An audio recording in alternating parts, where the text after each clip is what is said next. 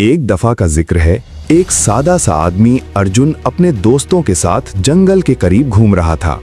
अचानक उसे एक पुराना खजाना मिल गया।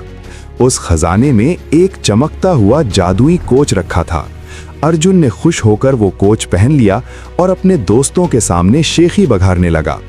मगर थोड़ी देर बाद उसे अजीब सा महसूस होने लगा।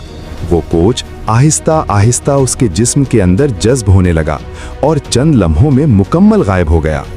अब उसके सीने पर एक चमकती हुई रोशनी नमूदार हो गई। अर्जुन हैरान भी था और थोड़ा सा डर भी गया।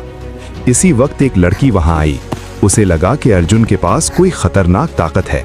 उसने एहतियात से बंदूक निकाली और अर्जुन पर फायर कर दिया। गोली सीधी उसके माथे पर लगी, मगर हैरत की बात, गोली पिचक गई और अर्जुन को कुछ भी नहीं हुआ। तब सबको समझ आया कि वो कोच जादुई था जिसने अर्जुन को महफूज बना दिया था। अर्जुन मुस्कुराया और बोला, असल ताकत दिखावे में नहीं बल्कि दूसरों की मदद करने में है। इस दिन के बाद अर्जुन ने अपनी ताकत को सिर्फ अच्छे कामों के लिए इस्तेमाल करना शुरू कर दिया।